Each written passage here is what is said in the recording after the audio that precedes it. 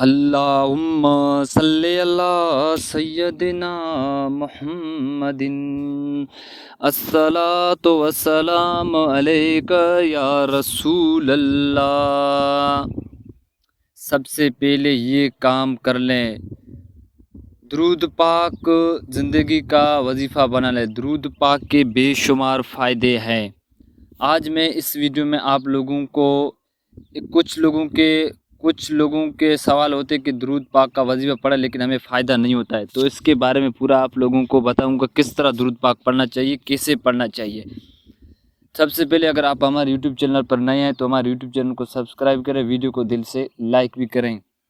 جو لوگ کہتے ہیں کہ ہم درود پاک کا وظیفہ پڑھیں لیکن ہمیں فائدہ نہیں ہوا،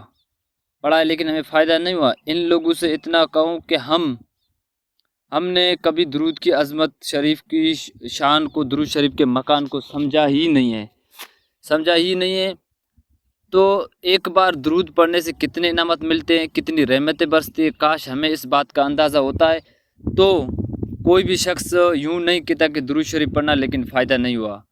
میرے پیارے بھائیو، درود شریف پڑھنے کی توفیق ملنا اللہ کا بہت بڑا کرم ہے۔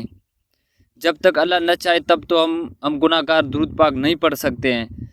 کوئی درود پاک پڑھے ہی نہیں پڑھ سکتا۔ میں سب گزارش کرتے ہیں کہ اپنے مسائل حل کے لیے درود پاک بعد میں پڑھیں، پہلے اللہ اور اللہ کی رسول اور محبت میں 1.25 لاکھ مرتبہ درود شریف پڑھ لیں۔ کوئی سا بھی درود شریف پڑھ لیں، چھوٹا پڑھ لیں، بڑا پڑھ لیں، کوئی سا بھی درود پاک آپ پڑھ سکتے ہیں، تاکہ آپ کے اندر روحانیت پیدا ہو جائے اور آپ کے من میں درود پاک کی مٹھاس پیدا ہو جائے، دل کی صفائی ہو جائے۔ آپ کا من درود پاک پڑھنا اور رسول صلی اللہ علیہ وسلم کی بارگاہ میں درود پاک کی وجہ سے آپ کا نام لیا جائے، پھر اپنے دنیا اور مسائل کے حل کے لیے درود پاک کا وظیفہ پڑھ لیں، انشاءاللہ آپ کو 100% کامیاب ہوگی۔ تو اللہ پاک ہم سب کو زیادہ سے زیادہ درود شریف پڑھنے کی